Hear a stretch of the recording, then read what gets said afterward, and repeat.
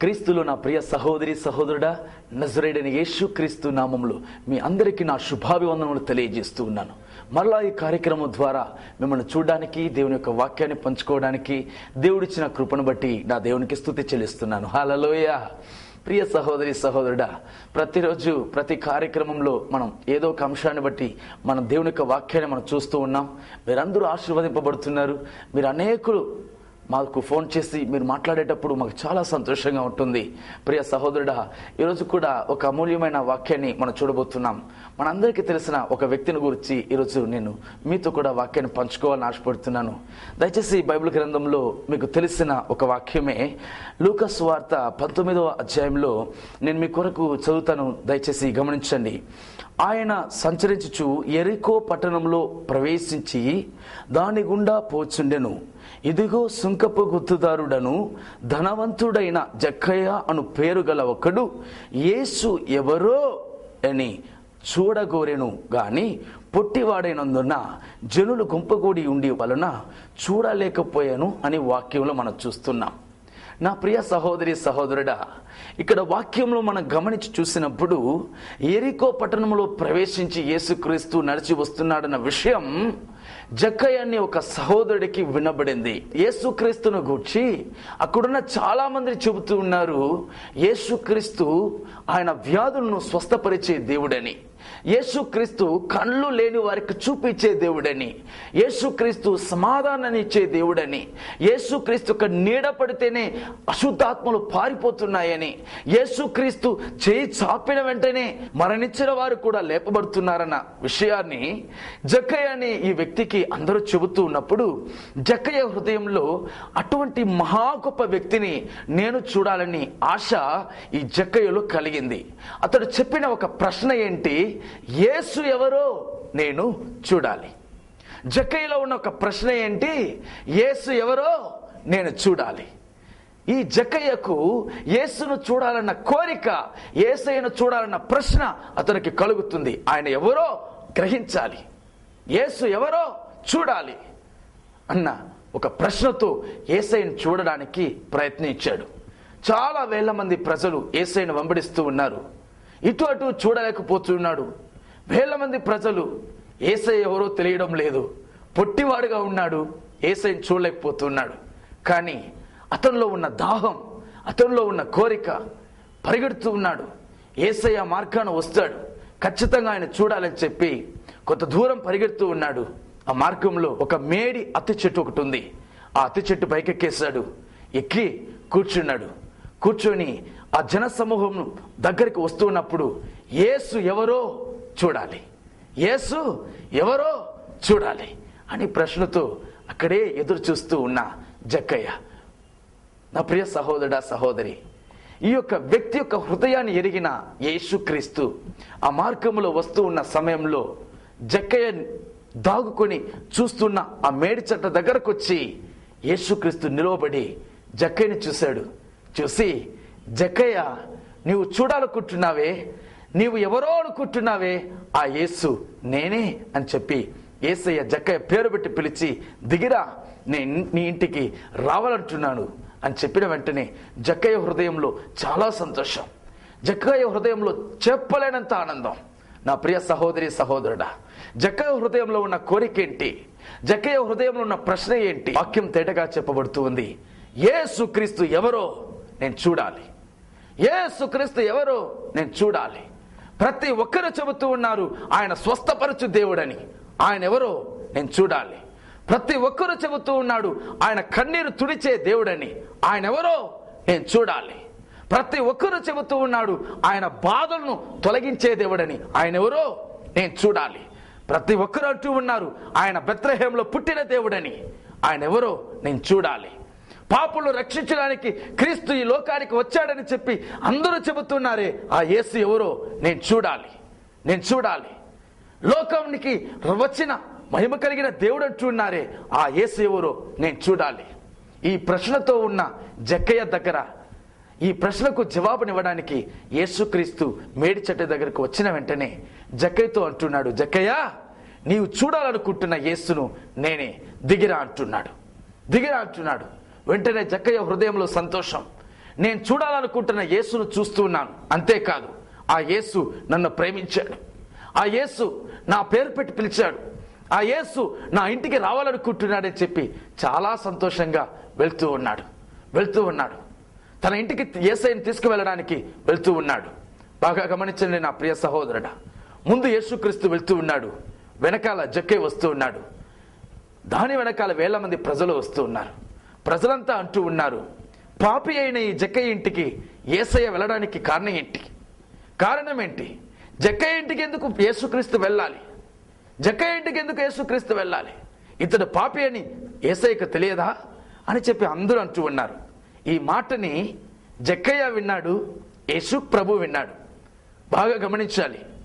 ప్రజలందరూ సణుగుతూ ఉన్నారు, పాపి అయిన ఒక ఇంటికి యేసుక్రీస్తు వెళ్తుండడం ఏంటి అని చెప్పి.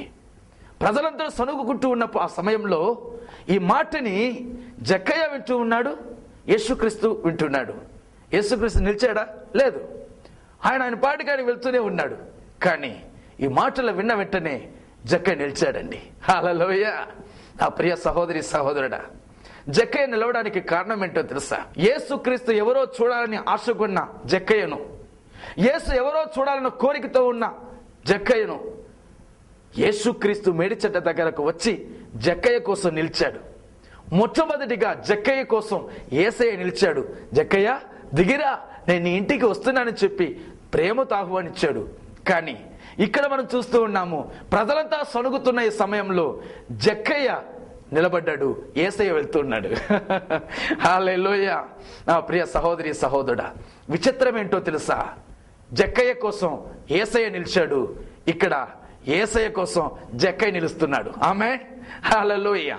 నా ప్రియ సహోదరి, సహోదరుడా, జనసమూహం నడిచి వెళ్తున్న సమయంలో యేసు ప్రభు జక్కయ్య వెళ్తూ ఉన్నారు. జనసమూహం వెళ్తున్న సమయంలో జనసమూహం అంతా సణుగుతున్నది ఎవరినో తెలుసా? జక్కయ్యను కాదు, యేసయ్యను అంటూ ఉన్నారు. పాపి అయిన జక్కయ్య ఇంటికి యేసయ్య ఎందుకు వెళ్ళడం అని చెప్పి యేసయ్యను నిందిస్తూ ఉన్నారు.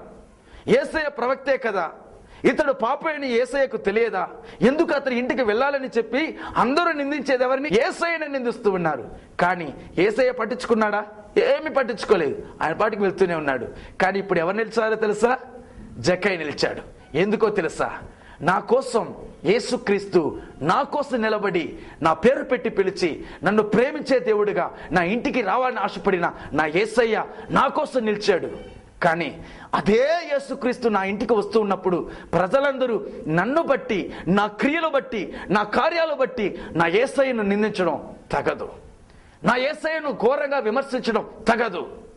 ఎందుకైతే నా యేసయ్యను నన్ను చూసి విమర్శిస్తూ ఉన్నారు, ఆ కార్యాన్ని నేను వదులుకోవాలని ఆశపడుతున్నానని చెప్పి వెంటనే జనసమూహాన్ని చూసి అంటున్నాడు.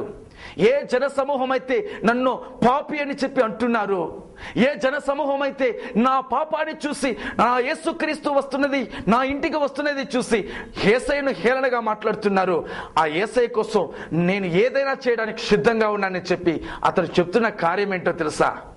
నా ఆస్తులు సగ భాగాన్ని పేదవాళ్ళకి ఇస్తున్నాను. ఒకవేళ నేను అన్యాయంగా ఎవరి దగ్గరైనా అన్యాయంగా నేను కొల్లగొట్టినట్లయితే వాటిని కూడా నేను తిరిగి అన్నంతలాగా ఇవ్వడానికి కూడా నేను సిద్ధపడుతున్నాను. నాకు డబ్బు కాదయ్యా ముఖ్యం, నాకు యేసయ్య ముఖ్యమయ్యా అని చెప్పి జక్కయ్య నిలబడ్డాడయ్యా. హల్లెలూయా. నా ప్రియ సహోదరి సహోదరుడా, ఈరోజు యేసుక్రీస్తును వెంబడిస్తున్న నీ జీవితంలో కూడా ఇటువంటి అద్భుత సాక్ష్యాన్ని పొందాలని నా దేవుడు నిన్ను కూడా ఆశిస్తూ ఉన్నాడు.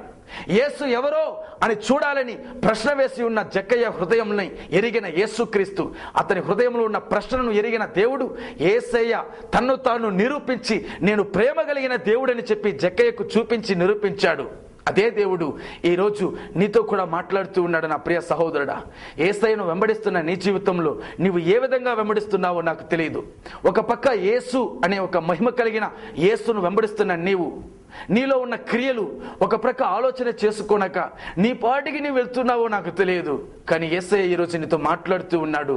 ఒక్క నిమిషం ఆలోచన చేయి, నిలిచి ఆలోచన చేయి.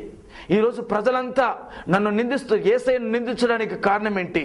మనలోని కార్యాల వల్లే కదా యేసయ్య నిందిస్తున్నారు. ఒక్క నిమిషం ఆలోచన చేసి చూడండి. మొట్టమొదటిగా మనం చూస్తున్నాం జక్కయ్య కోసం యేసయ్య నిలబడ్డాడు. ఇక్కడ రెండవదిగా మనం చూస్తున్నాం యేసయ్య కోసం జక్కయ్య నిలబడ్డాడు. నా ప్రియ సహోదరుడా, ఎందుకు జక్కయ్య నిలబడ్డాడో తెలుసా?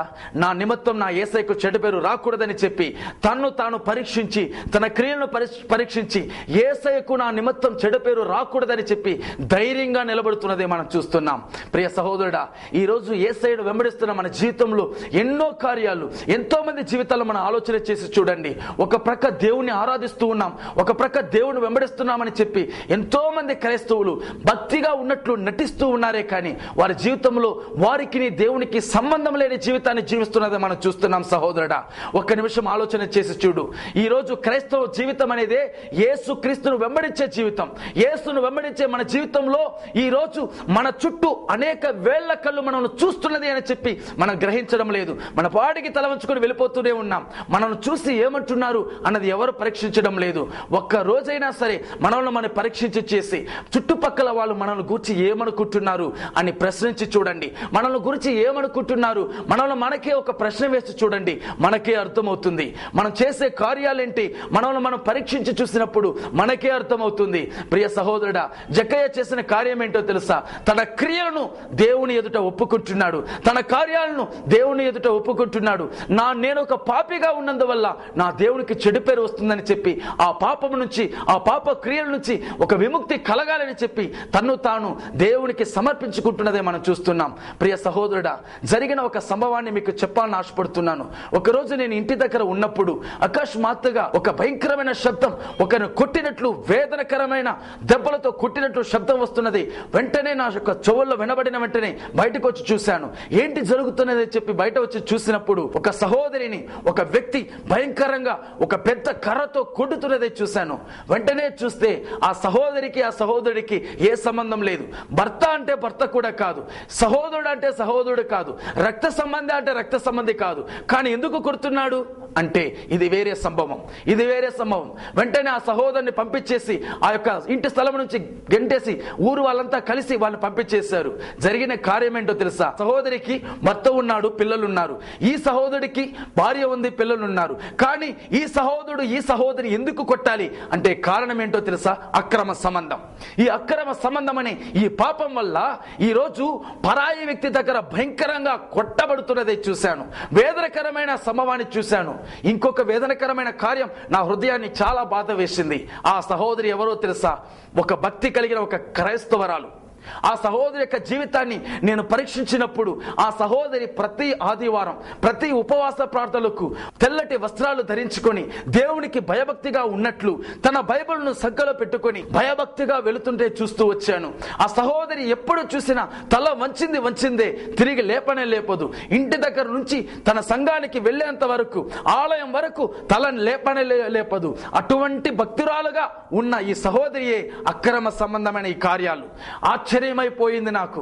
ఏంటి, పైకి మాత్రం భక్తిగా నటిస్తూ, పైకి మాత్రం వేషాధారణగా ఉంటూ, ఇప్పుడు అక్రమ సంబంధకారుడైన ఒక వ్యక్తి దగ్గర గొడ్డుకు బాదుతూ దెబ్బలు తింటూ ఉన్న ఈ సహోదరిని చూసిన వెంటనే ఆశ్చర్యమైపోయింది. నిజమేనండి, ఈరోజు క్రైస్తవులు అనబడిన వాళ్ళు అనేక మంది ఈరోజు క్రీస్తులో జీవించకుండా క్రీస్తులో నటిస్తున్నదే నేను చూస్తూ ఉన్నాను. చాలా మంది భక్తిగా ఉన్నామని నటిస్తున్నారే కానీ జీవించడం లేదు. క్రైస్తవ జీవితం అంటే నటించే జీవితం కాదయ్యా. క్రైస్తవ జీవితం అంటే అది జీవించే జీవితం. హల్లెలూయా. నా ప్రియ సహోదరి సహోదరుడా, ఈ జక్కయ్యను చూడండి. అతడు క్రీస్తు కొరకు జీవించాలని ఆశపడ్డాడు. తన ఆస్తులైనా లెక్కలేదు, తన డబ్బు తనకి లెక్కలేదు. నాకు యేసు ముఖ్యమని చెప్పి తన ఆస్తిలో భాగాన్ని కూడా, సగ భాగాన్ని కూడా పేదలకు ఇవ్వడానికి అంగీకరించాడు. ఎవరి దగ్గర అన్యాయంగా డబ్బు తీసి ఉన్నా వాటిని కూడా తిరిగి ఇవ్వడానికి సిద్ధపడ్డాడు. కారణం యేసయ్య పైన పెట్టిన ప్రేమ. నా ప్రియ సహోదరి సహోదరుడా, ఒక వ్యక్తి నిజంగానే యేసయ్యను ప్రేమించినట్లయితే, ఒక వ్యక్తి యేసయ్య పైన పూర్తిగా ప్రేమ కలిగిన వ్యక్తి అయితే అతడు ఏదైనా ఇవ్వడానికి, త్యాగం చేయడానికి సిద్ధం కలిగి ఉండాలి. కానీ ఈరోజు క్రైస్తవులమైన మన జీవితంలో ఏదైనా ఇవ్వడానికి, త్యాగం చేయడానికి సిద్ధంగా ఉన్నామా? కొంచెం ఆలోచన చేసి చూడండి. నా ప్రియ సహోదరుడా, ఈ సమయంలో మనం గమనించినట్లయితే యేసు క్రీస్తు ఆయన బాడికి నడిచి వెళ్తూనే ఉన్నాడు. కానీ జక్కయ్య నిలబడ్డాడు. ఎందుకో తెలుసా? జనులంతా మాట్లాడుతున్న మాటలు తట్టుకోలేకపోయాడు. పాపినైన నన్ను, పాపపు క్రియలో ఉన్న నా జీవితాన్ని రక్షించడానికి నా యేసు వచ్చాడు. నన్ను ప్రేమించి వచ్చాడు. నా జీవితాన్ని మార్చడానికి వచ్చాడు. అటువంటి యేసయ్యను నా నిమిత్తం నిందించడం నాకు తగదు, నిందించడం అది యోగ్యత కాదని చెప్పి వెంటనే ఈ జక్కయ్య అంటున్నాడు, నా ఆస్తిలో సగమైనా కూడా ఇవ్వడానికి నేను సిద్ధపడుతున్నాను. నాకు డబ్బు కాదయ్యా ముఖ్యం, నన్ను ప్రేమించే నా యేసు ముఖ్యం అన్నాడు. హల్లెలూయా. నా ప్రియ సహోదరి సహోదరుడా, ఈరోజు క్రైస్తవ జీవితం అంటే నటించే జీవితంగా ఉన్నది మనం చూస్తున్నాం. పైకి ఆరాధనలు, పైకి అభిషేకంలో నింపబడిన వారై, ఆరాధించే వారై, భయభక్తులుగా జీవించే వారై ఉంటున్నారే కానీ వారి అంతరంగ జీవితంలో వారి సాక్ష్యం ఏంటి? నా ప్రియ సహోదరి సహోదరుడా, ఈ కార్యక్రమాన్ని చూస్తున్నావే, నీ గురించి నీ కుటుంబం ఏమంటుంది? ఈ కార్యక్రమాన్ని ఆలకిస్తూ ఉన్నావే, నీ గురించి నీ గ్రామం ఏమంటుంది? ఈ కార్యక్రమాన్ని చూస్తున్నావే, నీ గురించి నీ గ్రామం ఏ సాక్ష్యం చెబుతుంది? ఏ సాక్ష్యం చెబుతుంది? నీ భర్తకు నీవు సాక్షిగా ఉంటున్నావా? నీ భార్యకు నువ్వు సాక్ష్యంగా ఉంటున్నావా? నా ప్రియ సహోదరుడా, నీ మనస్సాక్షిని ఒప్పి చెప్పు. నీ భర్తకు నీవు సాక్షిగా ఉంటున్నావా? నీ శరీరాన్ని నీ భర్తకు కాకుండా వేరొకరితో నీవు వ్యభిచారం చేస్తున్నావే, నీ మనస్సాక్షిని గుచ్చలేదా? భర్తకు ద్రోహం చేస్తున్నామనే వేదన నీకు కలగలేదా? వేదనతో చెబుతూ ఉన్నాను. భార్యకు మాత్రమే ఇవ్వవలసిన శరీరాన్ని భార్యకు మాత్రం కాకుండా అన్య స్త్రీలతో కూడా, వ్యభిచారులతో కూడా నీ శరీరాన్ని అమ్ముకుంటున్నావే సహోదరుడా. ఇదేనా క్రైస్తవ జీవితం? ఇదేనా క్రీస్తును వెంబడించడం? యేసయ్యను వెంబడించడం అంటే ఎట్లయినా వెంబడించవచ్చు, ఎట్లయినా జీవించవచ్చు అనే జీవితం కాదయ్యా. ఒక జక్కయ్యలో చూసి నేర్చుకోండి. ఒక జక్కయ్యలో చూసి నేర్చుకోండి. అతడు పాపి అయిన వ్యక్తే, అతడు డబ్బు పైన ఆశ కలిగిన వ్యక్తే, కానీ అతని జీవితంలో మార్పు వచ్చింది. ఎప్పుడైతే యేసు ప్రభు జక్కయ్య దిగిరా అని చెప్పి తనను ప్రేమించి తన ఇంటికి రావాలని ఆశపడుతున్నాడో అప్పుడే తన మార్పు వచ్చేసింది. నా ప్రియ సహోదరుడా, జక్కయ్య అనే ఈ వ్యక్తి సాధారణమైన వ్యక్తి కాదు. ఆ దేశంలోని ట్యాక్స్ కలెక్టర్, పన్ను వసూలు చేసే ఒక వ్యక్తి, ఒక మంచి అధికారంలో కలిగిన వ్యక్తి, ఒక ట్యాక్స్ కలెక్టర్గా ఉన్న జక్కయ్య యేసు క్రీస్తు దగ్గర ఒక చిన్న పిల్లవాడుగా మార్చబడ్డాడు. కారణం, యేసయ్య తన్ను ప్రేమించాడు. యేసయ్య నన్ను పేరు పెట్టి పిలిచాడు. యేసయ్య కోసం నేను ఏదైనా త్యాగం చేయడానికి సిద్ధంగా ఉన్నానని చెప్పి త్యాగం చేశాడు. ఆ యేసుక్రీస్తు ఈరోజు నీతో మాట్లాడుతున్నాడు. యేసయ్యను వెంబడిస్తున్నానని చెప్పి వెంబడిస్తున్న సహోదరి సహోదరుడా, నిన్ను చూసి మాట్లాడుతున్నాడు. బైబిల్ని భద్రంగా పట్టుకుని వెళ్తున్నావే, క్రీస్తు నీ హృదయంలో ఉన్నాడా? క్రీస్తుకు నీకు ఏదైనా సంబంధం ఉందా? నీ జీవితానికి క్రీస్తుకు ఏదైనా సంబంధం ఉందా? భక్తిపరుల్లా సంఘంలో కాపరిని ఏమార్చేస్తున్నావు. భక్తిపరుల్లా సంఘంలో విశ్వాసాన్ని ఏమారుస్తున్నావు. నీ భర్తని ఏమారుస్తున్నావు. నీ భార్యని ఏమారుస్తున్నావు. పాపానికి లోనై, పాప ఆశలకు లోనై, పాపపు కార్యాలకై అక్రమంగా నీ జీవితాన్ని పాడు చేసుకుంటున్నావే. దేవునికి విరోధమైన కార్యాలు చేస్తున్నావే. ఇదే నా దేవుని వెంబడించడం అంటే? ఇదే నా యేసయ్యను వెంబడించడం అంటే? జక్కయ్య జీవితాన్ని చూసి నేర్చుకో. యేసయ్యను వెంబడించాలంటే సాక్ష్యం కలిగి ఉండాలని నిర్ణయించుకున్నాడు. యేసయ్యను వెంబడించాలంటే పరిశుద్ధం కావాలని నిర్ణయించుకున్నాడు. యేసయ్యను వెంబడించాలంటే తన జీవితంలో మార్పు ఉండాలని నిర్ణయించుకున్నాడు. ఒక్క క్షణంలో మార్పు వచ్చింది. హల్లెలూయా! నా ప్రియ సహోదరి సహోదరుడా, యేసుక్రీస్తు తన ఇంటికి మాత్రమే రావాలనుకున్నాడు. కానీ ఎప్పుడైతే తన జీవితంలో మార్పు వచ్చిందో మరుక్షణమే నా దేవుడు జక్కయ్యను చూసి చెప్పిన మాట ఏంటో తెలుసా? ఇతడు ఇప్పుడు అబ్రహాం యొక్క కుమారుడు. ఈ రోజు ఇతని కుటుంబానికి రక్షణ కలిగి ఉంది. ఈ దినం ఇతని కుటుంబానికి రక్షణ కలిగి ఉంది. దేవుడు సాక్ష్యం ఇస్తున్నాడు. కారణం మార్పు. యేసు ప్రభువుని వెంబడిస్తున్న అతని జీవితంలో మార్పు, అతని మాటల్లో మార్పు వచ్చింది, అతని చూపులో మార్పు వచ్చింది, అతని హృదయంలో మార్పు వచ్చింది. అందుకే క్రీస్తు చెబుతూ ఉన్నాడు, ఇతడు అబ్రహాము కుమారుడే. ఇతని కుటుంబానికి, ఇతని ఇంటికి ఈ రోజు రక్షణ కలిగి ఉంది. నా ప్రియ సహోదరి సహోదరుడా, యేసు క్రీస్తుడు ఈ రోజు నిన్ను చూసి మాట్లాడుతూ ఉన్నాడు, నిన్ను చూసి అడుగుతూ ఉన్నాడు, నీ పరిస్థితి ఏంటి? ఏదో వెంబడిస్తున్నాను, ఏదో సంఘానికి వెళ్తున్నాం, ఏదో దేవుడికి పాటలు పాడాలి పాడుతున్నాం, ఏదో ఆరాధిస్తున్నాం. ఇది కాదయ్యా జీవితం. క్రైస్తవ జీవితం అంటే యేసును వెంబడించే జీవితం. క్రైస్తవ జీవితం అంటే క్రీస్తులో జీవించే జీవితం. క్రైస్తవ జీవితం అంటే త్యాగమైన జీవితం.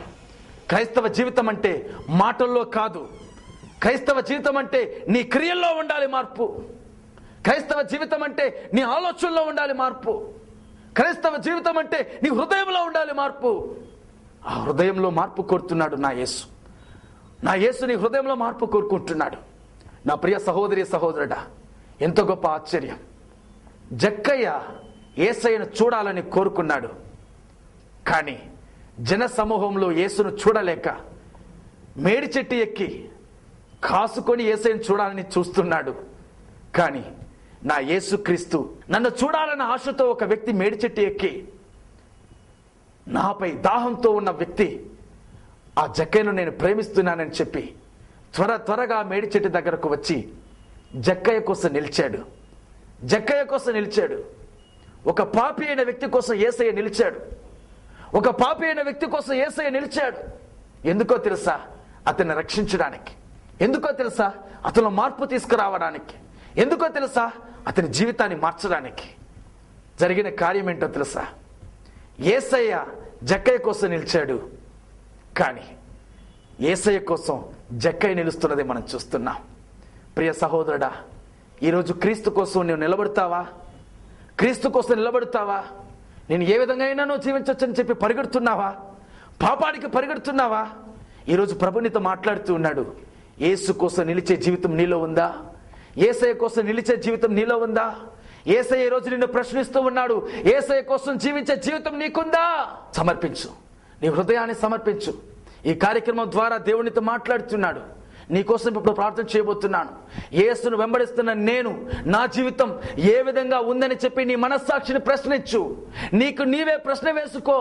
నన్ను చూసి గ్రామస్తులు ఏమంటున్నారు? నన్ను చూసి ఈ ఊరు వారు ఏమంటున్నారు? నన్ను చూసి నా స్నేహితులు ఏమంటున్నారు? నిన్ను నీవే ప్రశ్న వేసుకో. నన్ను చూసి నా భార్య ఏమంటుంది? నన్ను చూసి నా భర్త ఏమనుకుంటున్నాడు? నన్ను చూసి నా పిల్లలు ఏమనుకుంటున్నారు? నన్ను చూసి నా తల్లిదండ్రులు ఏమనుకుంటున్నారు? ప్రశ్న వేయి. నీకు నీవే ప్రశ్న వేయి. నీలో మార్పు కలగబోతుంది. ఈ రాత్రి నీ జీవితంలో ఒక ఆశీర్వాదాన్ని కల్పింపజేయాలని, యేసును వెంబడించే ప్రతి వ్యక్తి దీవెనకరంగా ఉండాలని, యేసును వెంబడించే ప్రతి ఒక్క ఇంటిలో రక్షణ కలగాలని ఈ శుభవార్తను నీకు చెబుతూ ఉన్నాను. యేసయ్య కోసం నిలిచిన జక్కయ్య ఇంట్లో రక్షణ కలిగిందయ్యా. రక్షణ అంటే ఏంటి? విడుదల. విడుదల, పాపపు నుంచి విడుదల, పాపము నుంచి విడుదల, చీకటి అంధకారం నుంచి విడుదల. జక్కయ్య జీవితంలో సంతోషం ప్రకాశించింది. జక్కయ్య జీవితంలో వెలుగు ప్రకాశించింది. జక్కయ్య జీవితంలో నూతన మార్పు ప్రవేశించింది. బైబిల్ గ్రంథంలో జక్కయ్య పేరు ఈ రోజు గ్రంథంలో వ్రాయబడి ఉందంటే కారణం అతనిలో మారు మనస్సు. నా ప్రియ సహోదరుడా, బైబిల్ గ్రంథంలో అనేక వ్యక్తుల యొక్క పేర్లు లేకుండా పోయాయి. కారణం పాపం. కానీ అదే సమయంలో దేవుని కోసం ఏదైనా త్యాగం చేయాలని చెప్పి సిద్ధపడిన జక్కయ్య జీవితాన్ని గమనించినట్లయితే బైబిల్ గ్రంథంలో కూడా తన పేరు లిఖింపబడిందండి. కారణం అతని మారు మనస్సు. అతడు దేవుని కోసం నిలబడ్డాడు. అతడు దేవునికి సాక్షిగా నిలబడ్డాడు. ఆ సాక్ష్యం నీలో ఉందా? ఆ సాక్ష్యపు జీవితం నీలో ఉందా? ఈ రోజు నీ కోసం ప్రార్థన చేయబోతున్నాను. దయచేసి తలలో ఉంచి ప్రార్థన చేయబోతున్నాను. Thank you Jesus. ఆకాశాన్ని భూమిని సృష్టించిన పరలోకపు తండ్రి, నజరేయుడైన యేసుక్రీస్తు నామములో ఈ కార్యక్రమాన్ని చూస్తున్న అనేక మంది యొక్క హృదయాలు ఇప్పుడు యేసు నామములో తెరవబడుతున్నందుకే స్తోత్రం. దేవా, యేసు ఎవరో అని ప్రశ్నలో ఉన్న ప్రతి ఒక్కరికి నీవు ఈరోజు జవాబును అనుగ్రహిస్తున్నావయ్యా. నీవు నశించిన దానిని వెతికి వచ్చిన క్రీస్తువు, పాపులను రక్షించడానికి వచ్చిన క్రీస్తువు. ప్రభువా, ఈరోజు ఈ కార్యక్రమాన్ని చూస్తున్న ప్రతి వారికి మీ ప్రేమను చూపించి మీ యొక్క కరుణ చేత వారు ఏ స్థితిలో ఉన్నా, ఎట్టి పరిస్థితుల్లో ఉన్నా, ఎంతటి దీనస్థితిలో ఉన్నా వారి జీవితంలో ఒక మార్పును అనుగ్రహించడానికై మీ బాహుబలాన్ని ఇప్పుడు శాపమని ప్రార్థిస్తున్నానయ్యా. ఏ ఏ కార్యాలతో వారి హృదయం కురింగిన వారి ఏడ్చి ప్రలాపించి దేవా మీ సన్నిధిలో ప్రార్థిస్తున్నారు, వారి ప్రార్థనకు జవాబును అనుగ్రహించి మీ రక్తము ద్వారా వారిని కడిగి వారికి ఒక నూతన కార్యాన్ని చేయమని ప్రార్థిస్తున్నానయ్యా. విశేషముగా మీ అమూల్యమైన కృపను వారికి అనుగ్రహించి వారికి ఇప్పుడు ఏ సమస్యలో ఉన్నారో ఆ సమస్యలకు పరిష్కారం అనుగ్రహించండి. అప్పుల వేదనతో కష్టాలతో ఉన్న ప్రతి వారికి ఒక విడుదల అనుగ్రహించండి. భయంకరమైన తీరని వ్యాధులతో కుమిలిపోతున్న ప్రతి ఒక్కరికి మీ గాయపరచబడిన హస్తము చేత ముట్టి బాగు చేయండి యేసునామములో. సైతాన బంధకాల చేత, చేతబడి బంధకాల చేత కట్టబడి బంధింపబడిన ప్రతి కుటుంబాలని యేసయ్య నామములో విడుదల పరచుబడనుగాక. దేవుని హస్తం తాకబడుతున్నందుకే స్తోత్రం. మీ హస్తం ప్రతి ఒక్కరిని తాకుతున్నందుకే స్తోత్రం. యేసుక్రీస్తు నామములో తండ్రి, ఆమేన్. ఆమేన్. నా ప్రియ సహోదరి సహోదరుడా, ఈ కార్యక్రమం నిశ్చయముగా మీకు ఆశీర్వదింపబడి ఉంది అని నేను నమ్ముతున్నాను. మీరు పొందిన ఆశీర్వాదాలు మాతో పంచుకోండి. నిశ్చయముగా దేవుడు మనల్ని వెతికి వచ్చాడు. నశించిన మన జీవితాన్ని వెతికి వచ్చాడు. పాడైన మన జీవితాన్ని వెతికి వచ్చాడు. పాపుల కోసమే యేసయ్య వచ్చాడు. నిన్ను వెతికి వచ్చాడు. నీ జీవితాన్ని మారుస్తాడు. నీ కుటుంబ పరిస్థితులు మారుస్తాడు. నువ్వు నమ్మినట్లయితే ఈ రోజు నుంచి అద్భుతం నీ వెంట రాబోతుంది. Amen. Hallelujah. Praise the lord.